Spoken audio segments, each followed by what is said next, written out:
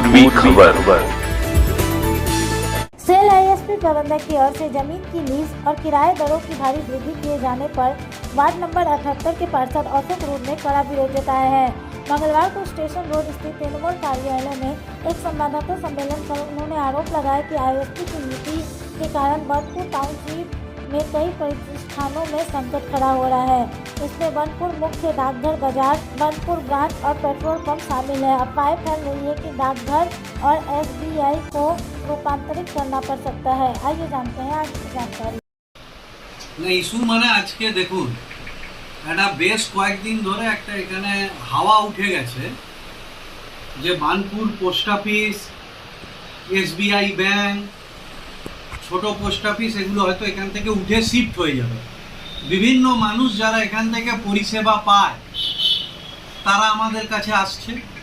এবার কারণটা যেটা হচ্ছে যে এটার একটা অংশ নিয়ে আমরা ইসকো স্টিল প্ল্যান্ট কর্তৃপক্ষের কাছে আমরা গেছিলাম। সেটা হচ্ছে যেমন দেখুন এই কাগজটা আপনাদেরকে আমরা দেখাচ্ছি। এটা বানপুরে দুটো পোস্ট অফিস, একটা ছোট পোস্ট অফিস, একটা বড় পোস্ট অফিস, একটা আমাদের মার্কেট পোস্ট অফিস আর একটা যেটা আমাদের এখানকার পোস্ট অফিস। এগুলো আগে 33 বছরের লিজ ছিল, ইসকো লিজ দিয়েছিল 1 টাকায়। সেই লিজের পরিমাণ এখন 1 টাকা থেকে বাড়িয়ে সেল করে দিয়েছে 1,10,57,357 টাকা। আবার যেমন বানপুর এসবিআই প্রত্যেক মাসে ইসকোকে ভাড়া দিত 18,000 টাকা। ওদের 2 বছর আগে হয়েছে। এরা কিন্তু এখনো অবধি এটা দিতে পারবে না বলে চিঠি দিয়েছে। এরা 5 বছর ধরে কিন্তু এই টাকাটা ইসকোকে দিচ্ছে না। এরা আমাদের এখানকার পোস্ট অফিস থেকে রিভিশনের জন্য অ্যাপিল করা হয়েছে।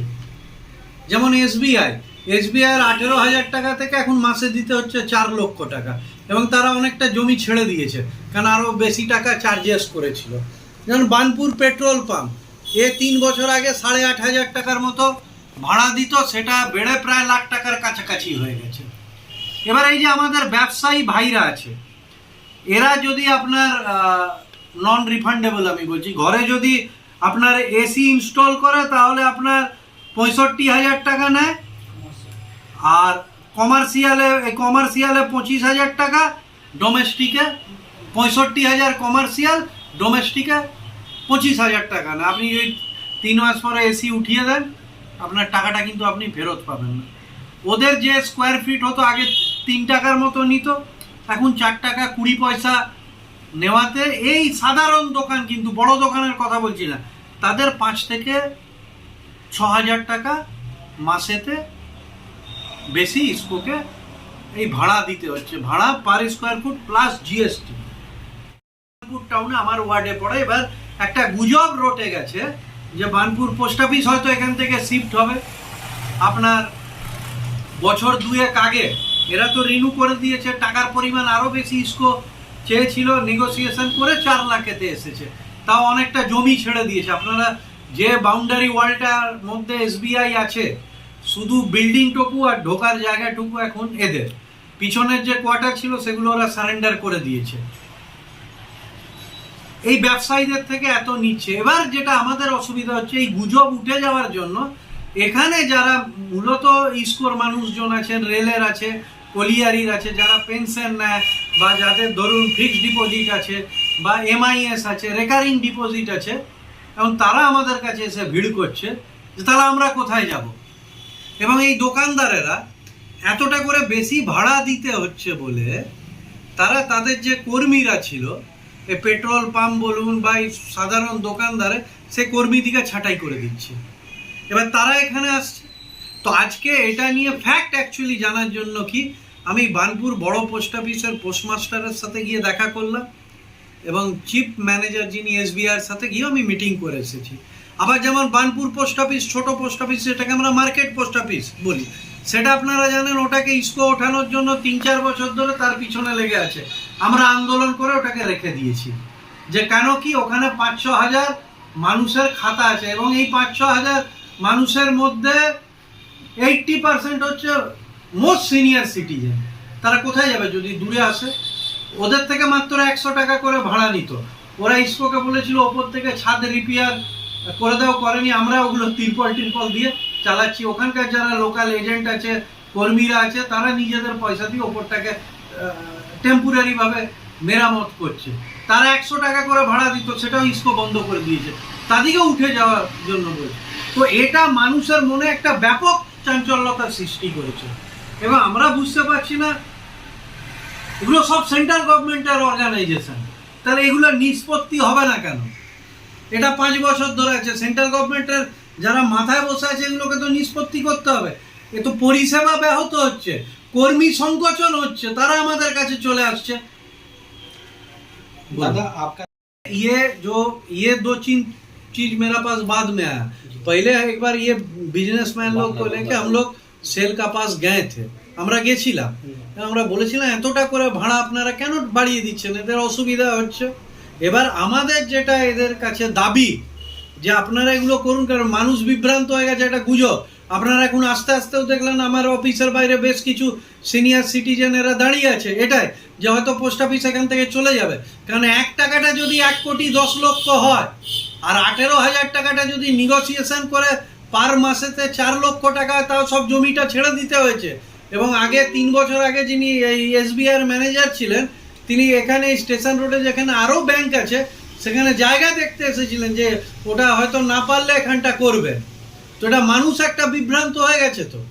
তো আমি একটা করজোরে সেল ISP কর্তৃপক্ষের কাছে আবেদন করব যে ভাই এটা তো আপনারা সেন্ট্রাল গভর্নমেন্টের, এটা তো কোনো মানে বানিয়া অর্গানাইজেশন নয় যে এত 1 লাফে কয়েক লাখ গুণ কোটি গুণ আপনারা লিজের অ্যামাউন্ট বানিয়ে দিচ্ছেন।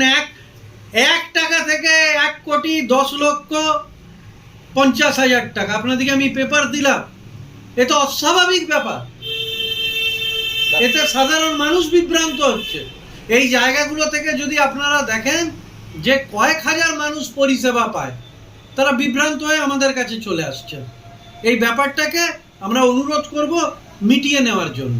দাদা তাহলে কি পেমেন্ট বাড়িয়ে দেওয়া হচ্ছে, যেটা লিজে 1 টাকার নয় 1 কোটি বলছেন, তো এটা কি সেল কর্তৃপক্ষ কি পুরোপুরি কি সেলের জায়গায় এখন প্রাইভেট করবার জন্য কি এই সব জিনিসগুলো করা হচ্ছে? হতে পারে এই সেন্ট্রাল গভর্নমেন্টের সময় নবরত্ন সংস্থাগুলোকে তো বিক্রি করে দেওয়া হচ্ছে। হতে পারে এমন চাপ সৃষ্টি করে দাও কি লোকে এখানে না থেকে চলে যায়, তারপরে প্রাইভেটের হাতে তুলে দেব। রাজ্য সরকার কর্মসংস্থান বৃদ্ধির কথা বলছে এবং এদের এই পলিসির জন্য ছোট ছোট কর্মসংস্থানগুলো নষ্ট হচ্ছে। এই দোকানে যারা কাজ করে, ধরুন আপনারা দেখেছেন ব্যাংক পোস্ট অফিসের সামনে কত লোকে সাইকেলের দোকান দেয়, কত বেকার ছেলে মেয়ে লিখে দেয়, কত ছোট ছোট স্টল হয়। এ কোথায় যাবে? সব বিভ্রান্ত এখানে আসছে, চাপটা আমাদের মধ্যে আসছে। এবারে এই ইস্যুগুলো নিয়ে যেগুলো আমাদের কাছে এই কয়েকদিনে জানতে পারলাম, এগুলো নিয়ে আগামী কয়েকদিনের মধ্যে সেল ISP কর্তৃপক্ষের কাছে আমরা যাব, আবেদন করব যে ব্যাপারগুলো আপনারা মিটিয়ে নিন, কারণ মানুষ বিভ্রান্ত হয়ে রয়েছে। এবং এখানে আমাদের ইসকো স্টিল প্ল্যান্টেরই ম্যাক্সিমাম রিটায়ার্ড পার্সেন্টরা আছেন, চাকরিওয়ালা মানুষজনেদের ব্যাংক অ্যাকাউন্ট আছে। তাহলে এই বিষয় নিয়ে কি আপনারা কোনো আন্দোলন বা আগে সব কথায় তো আন্দোলন তো মানে নিশ্চয়ই করব। আগে এই যে ব্যাপারগুলো, যেটা 33 বছরের লিজ আগে 1 টাকায় ছিল, সেটা চলে গেল 1,10,00,000 টাকা। এগুলো নিয়ে কথা বলবো। 18,000 টাকার ভাড়া আপনার চলে গেল 4 লক্ষ টাকায়, তাও SBI বানপুরকে অর্ধেক জমি ইসকোকে সারেন্ডার করে দিতে হলো, তাদের স্টাফ কোয়ার্টার সারেন্ডার করে দিতে হলো। এগুলো নিয়ে যে আমাদের বানপুর পেট্রোল পাম্প, যেখান থেকে হয়তো আপনারাও পেট্রোল ভরান, 8,500 টাকাটা 1 লাখ টাকা ছুঁয়ে গেল। এগুলো নিয়ে তো কথা বলবো, এগুলো নিয়ে আমরা জানবো, কারণ মানুষ বিভ্রান্ত হয়ে যাচ্ছে। তো মানুষকে নিয়ে তো সেন্ট্রাল গভর্নমেন্টের সংস্থা। এটা তো অ্যাকচুয়ালি তো যে কটা মানে আপনি বলছেন যে হটাবে, এগুলো তো কেন্দ্র সরকারই, কিন্তু কেন্দ্র সরকারের জায়গাগুলোতে কিন্তু এরকমভাবে যেহেতু আম মানুষের যেটা সব থেকে বড় প্রবলেম, যেখানে আপনি বলছেন যে স্পোর্ট কর্মীরাও রয়েছে, সব কিছু তো ম্যাক্সিমাম সাধারণ মানুষের উপরে এফেক্ট পড়ে যাচ্ছে। এটা তো সেটাই তো আপনাদেরকে বললাম, এটা সেন্ট্রাল গভর্নমেন্টের। अब तक के लिए बस इतना ही। मिलेंगे अगली खबर में। ऐसी और भी खबरों के लिए बने रहे हमारे साथ, देखते रहे पूर्वी। हमारे चैनल को लाइक शेयर सब्सक्राइब करना ना भूलें और बेल आइकन को दबाना ना भूलें और देखते रहें पूर्वी खबर। पूर्वी खबर नजर सब पर।